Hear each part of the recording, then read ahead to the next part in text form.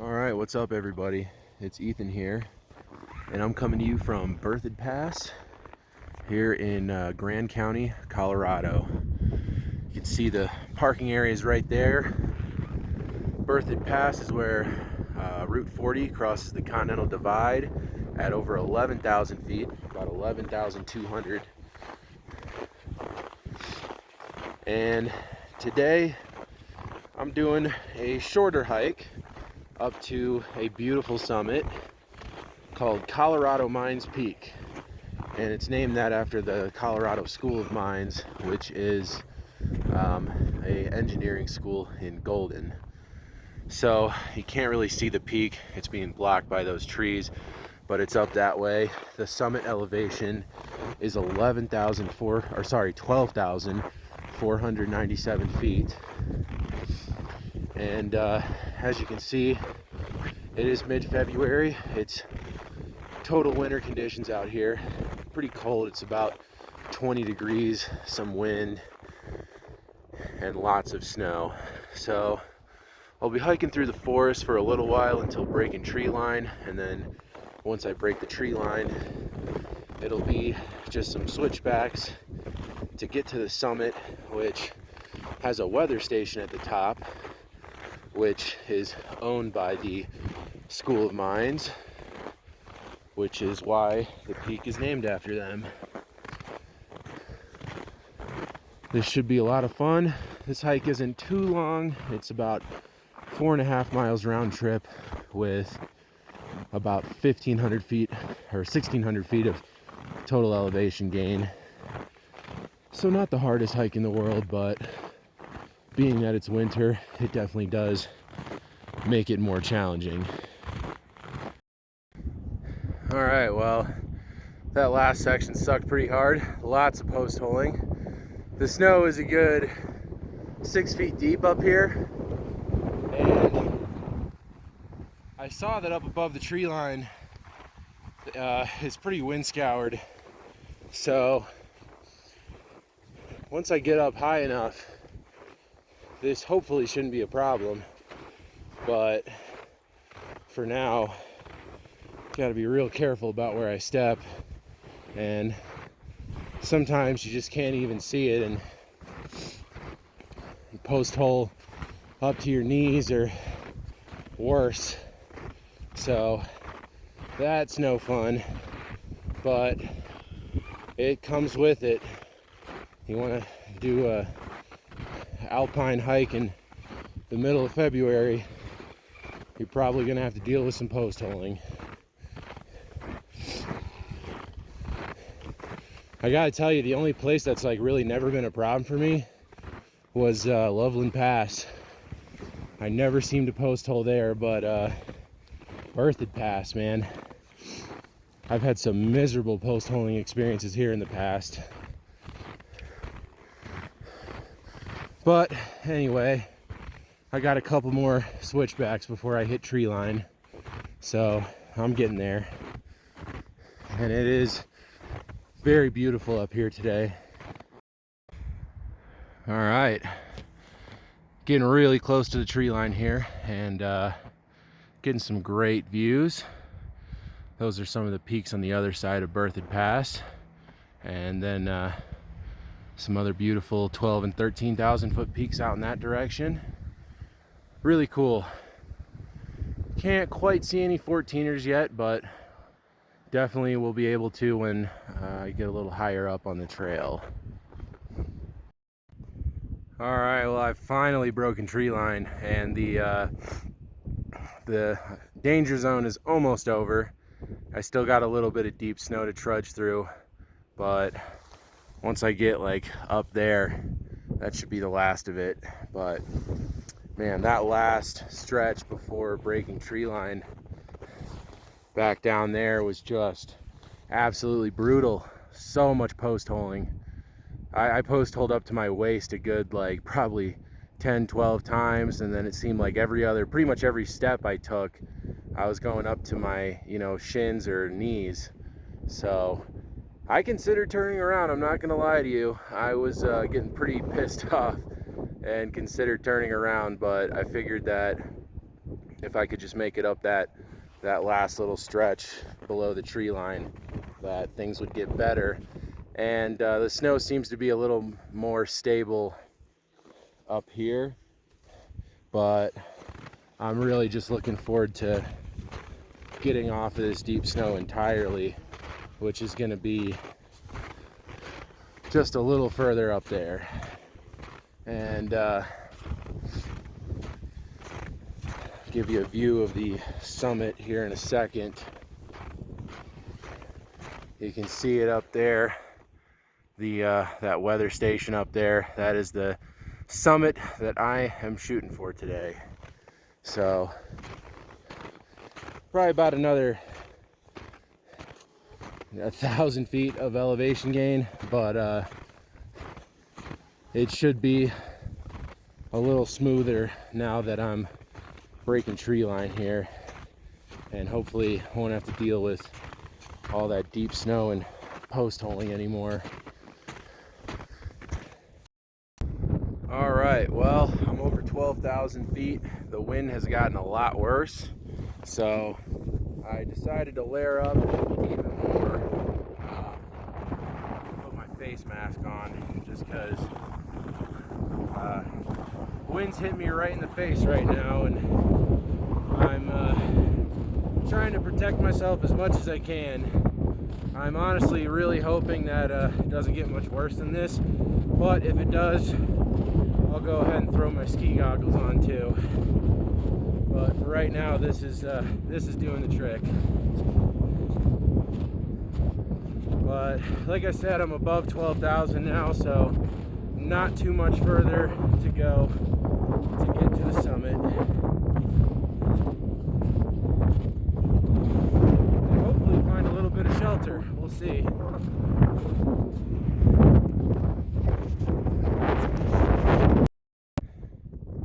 Alright, well, there's the summit right up there. I'm making my final push up there right now. I decided to get off the road, or the trail. It's actually not any more difficult just hiking straight up. I mean, it's steeper, but there's less snow, so it's really not bad. And considering how long these switchbacks are, I feel like I could definitely cut down on my summit time by just booking it straight up the side like this. But man, did it get a lot windier up here. I'm all the way layered up now, and I'm still a tad bit cold, but you know, that's what it is when you're hiking above 12,000 feet in the middle of February. It's going to be cold, it's going to be windy, and there's going to be lots of snow and ice to deal with. But in some ways that makes it more fun, makes it more of a challenge, and usually there's less people. Okay, well, I made it to the summit of Colorado Mines Peak at 12,497 feet. It's a little windy up here, but some beautiful views. You got Mount Evans and Bierstadt over there, and then right there is Grays and Torreys. Lots of 13ers and 12,000 foot peaks in view from up here. There's Butler Gulch down there, and you can see Route 40 heading up to Berthoud Pass, which is over there. There is Stanley Mountain over there, and then that's looking north towards Middle Park, and some of the peaks over in that direction.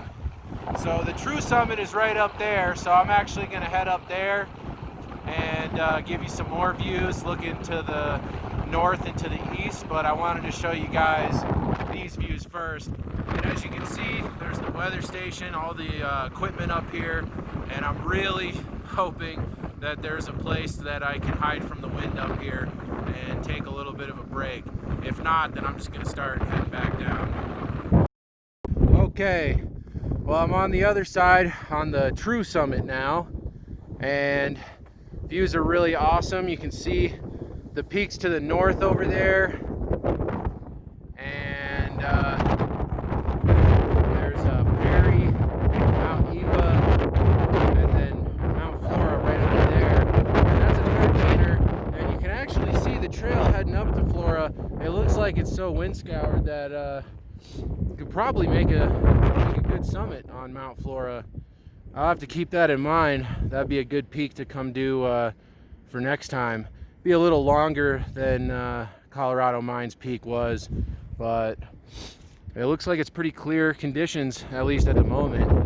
And you can see the other side of the slope. There's some big cornices. There's some huge ones right below me right here. I don't really want to get any closer, but yeah, that's freaking massive, some of those cornices.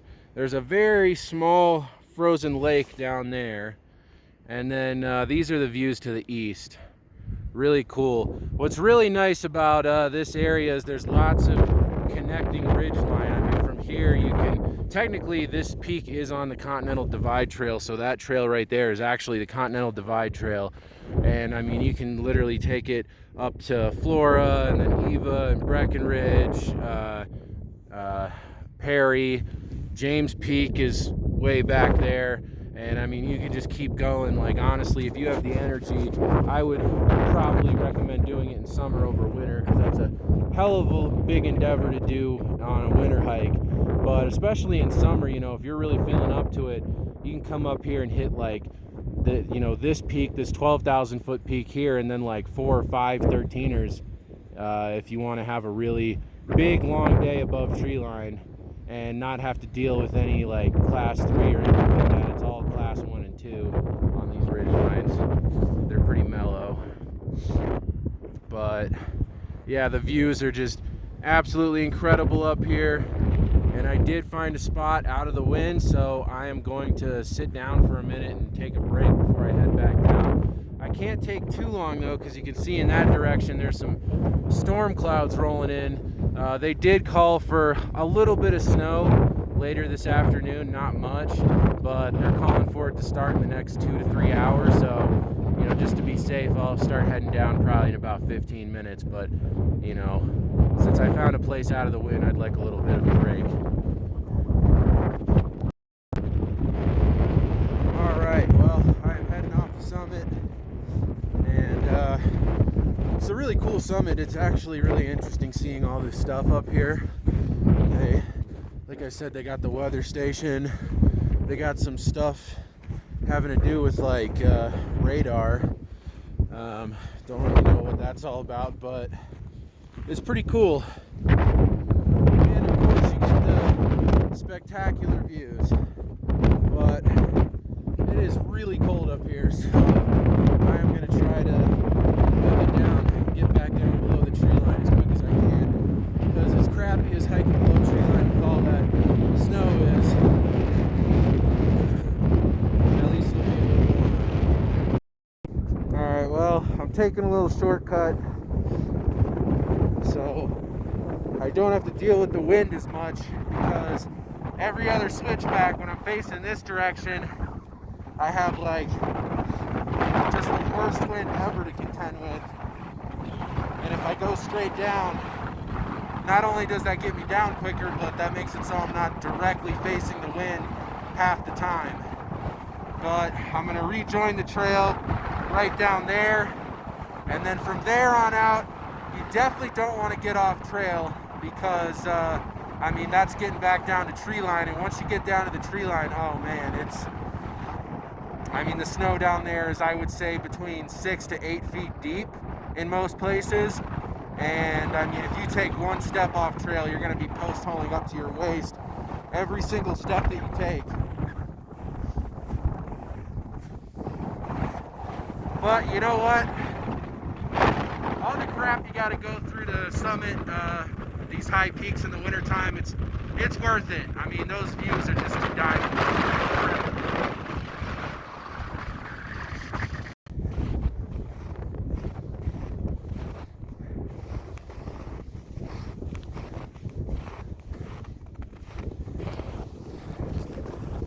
All right, sorry, let me switch my hand here.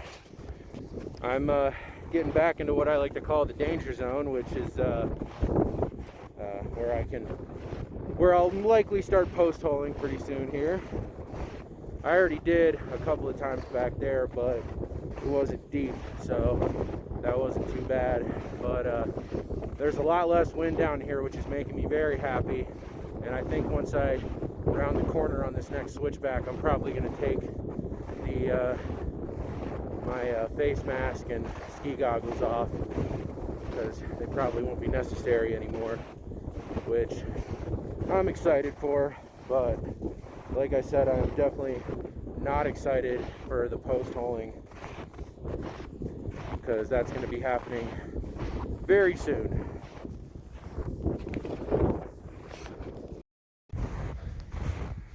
All right, well, I am back down below the trees now, and I have definitely post holed a few times. I mean, you can see right there, you know, it sinks down. I sink down up to my ankles pretty much every single step that I take. And then occasionally it will get a lot worse and go up to the knee or even the waist a couple of times. But it does feel nice being out of the wind and being in down where it's warmer. It's probably, I'd say it's probably about, I think it's about 18 degrees down here.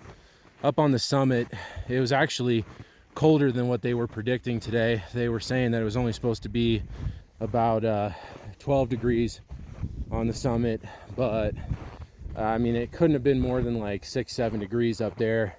And with those 30-mile-an-hour wind gusts, it definitely felt like it was well below 0 degrees.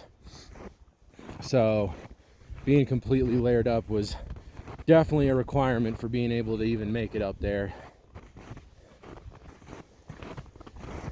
Because I mean, just, you know, just like being 6-7 degrees by itself is already bad enough, but when you mix in 30-mile-an-hour winds, it's like a whole different world up there. And that's you know, usually how it is doing hikes above tree line in the winter. All right, guys, well, I am back at Berthoud Pass, and the post holing actually wasn't as bad on the way back down as it was going up. I think I lost the trail a couple of times on the way up, and that's why it was so bad. But coming back down, it wasn't too bad. So yeah, this is a great hike. It's a good day to do it. Did it earlier to avoid the snow. Well, not really that early. I didn't really start until after 11 o'clock, honestly. But still beat the snowstorm. It took me about a little over 2 hours to do this. I would say if you're looking for, you know, a good starter peak, if you're looking to start doing some peak bagging in the winter, this is a great choice. You got a great trail to follow pretty much the whole way to the summit. I did shortcut it a couple of times, but yeah, if you don't do that, you have great trail to follow all the way. And as far as gear to bring, I would say spikes and trekking poles, and then of course lots of layers and stuff to protect you from the wind is a must. And as far as snowshoes, not necessary, but it would definitely be helpful when you're below tree line, but then you'll just end up having to stash them somewhere or strap them to your bag when you get above the tree line, because as you could see up there, it was totally wind scoured, not much snow at all.